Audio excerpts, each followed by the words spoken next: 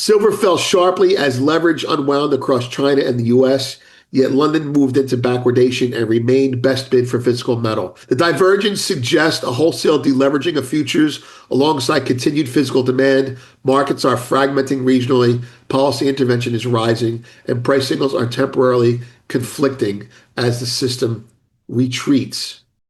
Welcome to the Morning Markets and Metals with Vince Lanci, where each morning Vince brings you the financial and precious metals news to get you ready for your day. And now, here's Vince. Good morning, everyone. I'm Vince Lanci. This is the Goldfix Market Rundown. Quick bit of housekeeping. We will be locking down videos for a week or so temporarily due to non-cited use of our analysis during this critical time. That's it, temporarily. Three stories of the multitude that are out there we're going to touch on. One is a piece of analysis, and the other is a news item itself. Shanghai exports the silver price. Shanghai just proved it can export silver pricing power to the West, and this episode explains why that changes how silver trades from here. That's the first piece from the joint venture between Eric Young, affectionately known as King Kong, and myself, or Goldfix, in the form of my VBL avatar.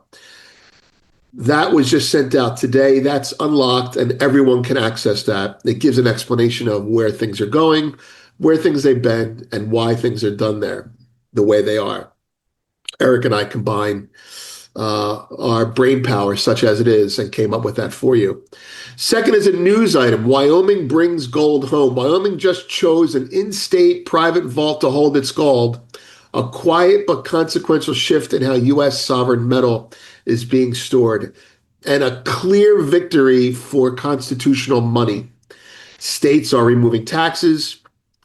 States are encouraging it to be money, and now states are housing their own metal. Josh Fair is the CEO of Wyoming Reserve, and that's the firm that was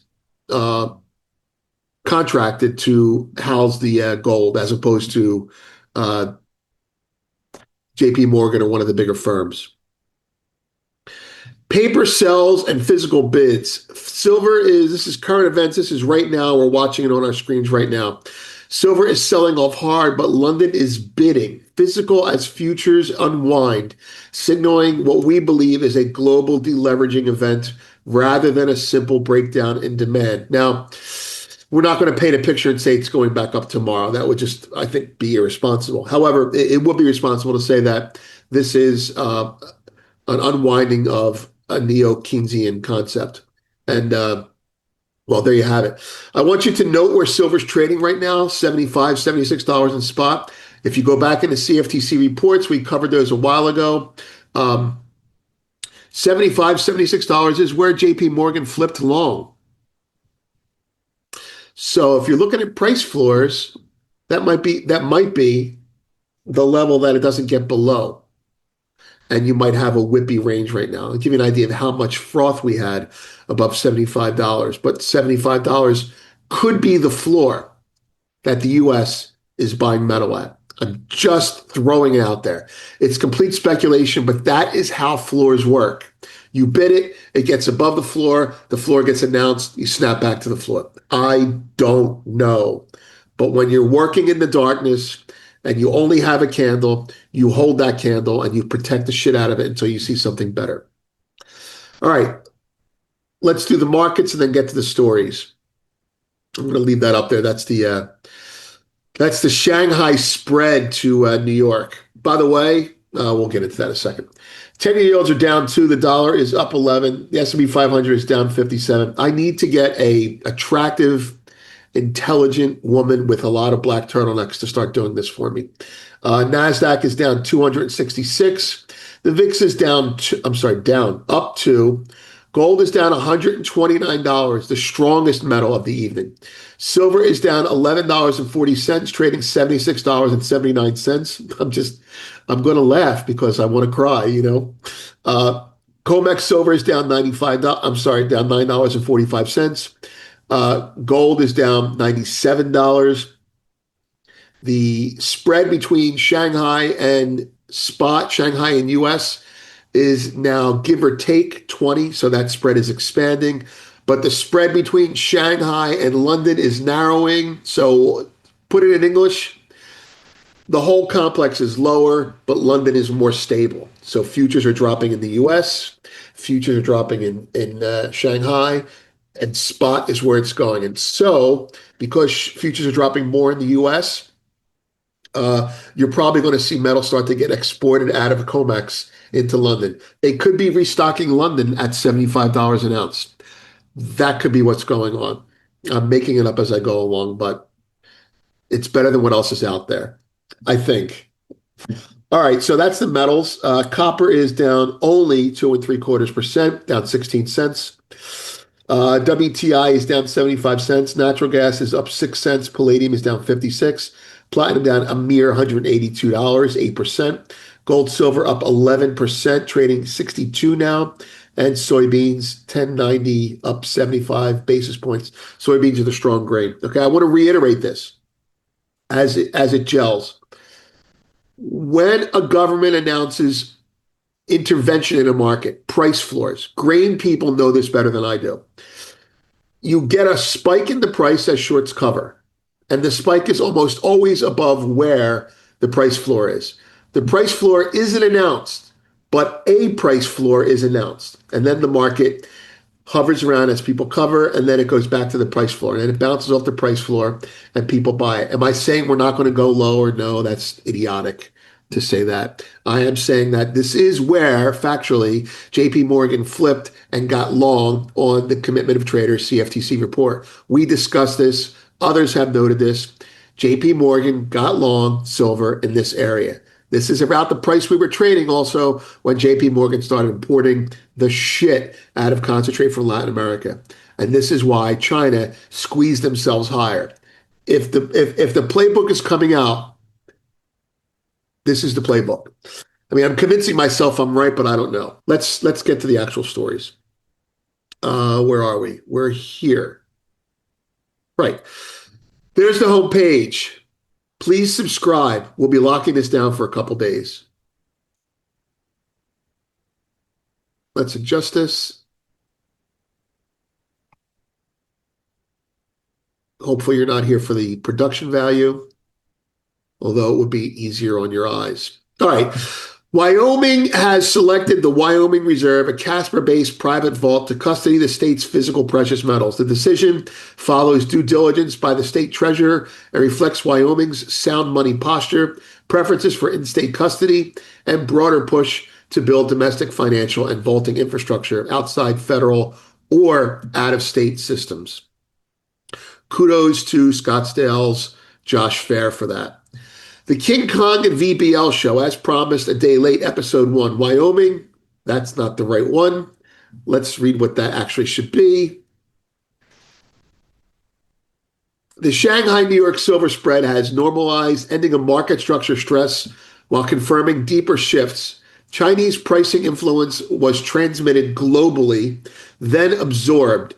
The episode shows silver price discovery is now contested across regions, with China exporting signals into Western markets and gold-driven capital flows reshaping silver's role. Together, these two metals are joined at the hip. That is not about Wyoming. Founders. For the founders, we sent this out. Silver fell sharply as leverage unwound across China and the U.S., yet London moved into backwardation and remained best bid for physical metal. That's the price that matters. London's price matters. Again, I want London to die. I want the LBMA to go up. You know where I sit. I sit next to Tom Luongo in this, but it looks to me like they're refilling London right now.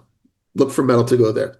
The divergence suggests a wholesale deleveraging of futures alongside continued physical demand. Markets are fragmenting regionally, policy intervention is rising, and price signals are temporarily conflicting as the system retreats, resets, ends.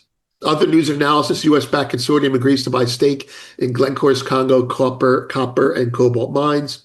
And we sent this out to everyone. UBS puts last week in perspective, and it really was a nice It's not over. This is what you have to look for. It's not over. This for both metals. They're probably going to have to put another one out next week. In case you missed it, Rabo says gold hits 5K as Warsh Fed chatter builds. This is a lot of this is going to be put on Warsh. I don't think that's the case. I think Warsh could be a catalyst for global disinflation. It could be a catalyst for a market that's worried that even though Warsh is going to lower rates, they're doing it because they're going to stop QE. I don't know, but the whole thing is just being digested right now. Today, 8:30 a.m. initial jobless claims and 10:50 a.m. Atlanta Fed President Raphael Bostic speaks. One of the insider traders, I think. I'm not sure. I could be wrong. Let's take a look at the charts. First, as a reminder, although oil is down today, oil has the least to fall in a disinflationary environment. Metals have the most to fall, and you're seeing that. Metals are going back to the trend, but we like oil, and we're not changing the name to Oil Fix. I saw people say that yesterday. Funny. All right, so gold's weekly. We're still above the weekly trend. You follow? We're still above the weekly trend. So this here was massive short covering, blow off top. Could be the beginning of a short term or intermediate term bear market. But look at that. That's insane, right? What's insane is the CFTC says nothing. The CFTC does nothing. Government's not speaking about it. It's just markets sorting things out. It's global warfare. Silver, a lot less pretty. Okay, so silver's also on the trend now. Let me stretch this out a little bit. Hide that, right? So you got your trend here, right? Silver, so you could say on a weekly basis, silver's below the trend. But I see this area here. You see this area here? I'm telling you, I could be wrong, but I'm going to brag about it, even if I'm wrong. This is where JPM covered, and this is where JPM's buying more because that's where the government's bid is. I could be completely off on this, but 30 years of trading and seeing how short squeezes evolve and seeing how they resolve and seeing how price floors get put on, the grain people might know more about this than me. This is my goodness, metals are more interesting than oil has ever been. Ever. All right, folks, you're in the most interesting market of all time. Dynamic, volatile, pricing, profitable. If you have physical metal, just sit back and enjoy the show. If you're worried about day-to-day prices, sit back and enjoy the show because unless your capital is at risk here, because the tape wants you to trade. Volatility is the cancer on profits right now. You want to ignore the volatility or embrace it and trade it like I do. And right now, I'm not trading the volatility. So I've become more of a stacker than anything else right now. God bless you all. All right.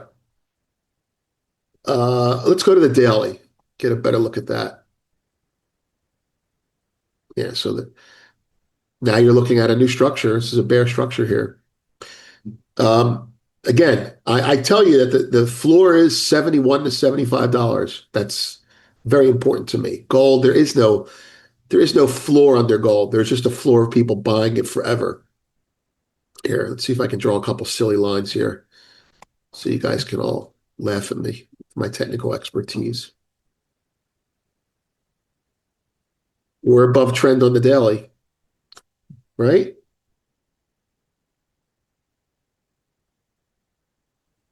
Silver,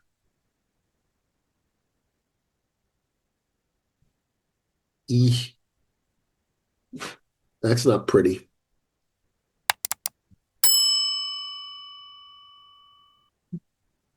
Depending on how you draw it, your trend could be there. Your trend could be there. This is why I hate technicians that zoom out all the time. Well, if you pull back a little bit, it's over here. No, we're below trend. We're below trend. So this market should bounce back. Or we're below trend. And the market needs to stabilize in here. Now's the time to do some, tell you, volatility's got to be so crazy right now. Now's the time to do some condors or butterflies. Speaking about myself. This is going to prove to be important, I bet. If it gets below 70, mortgage the house, lease the children, buy some silver. I'm just kidding. If you do that, you're a complete moron. You shouldn't be a parent or a homeowner. All right, I'm Vince. Have a great day.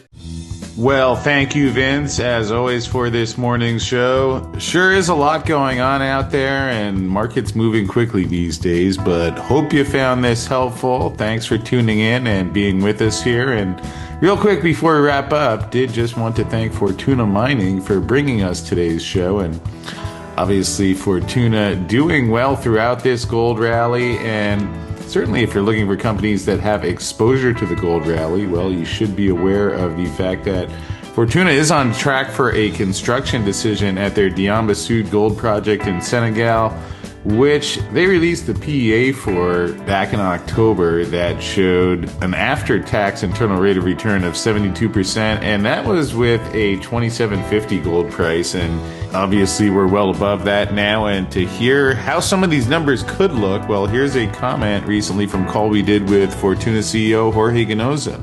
The construction decision for the Diamba Sud project, which, we are quite sure that we'll be making a positive decision and full investment decision by mid-year. We are well advanced with our permits, and we are so encouraged by the strong economics of the study, the PEA, preliminary economic assessment we delivered last year, that we have this year allocated a $100 million budget to advance the Diamba Sud. Diamba Sud is a project that at $2,750, that's the price we used in the study, yields an internal rate of return of 72%. The payback on the project is a few months. So it's a project of robust economics at $2,750. I don't even want to plug $4,600 into that financial model because, what number are we going to get? Well, thank you, Jorge, for that update. Sure is going to be exciting to see how things pan out in just a couple of months now. And thank you again at home for being here and watching. And in case you missed the last call that we did with Jorge, where he talked more about the Diamba Sud gold project and a whole lot more that's going on at Fortuna, well, just click on this video that's coming your way now.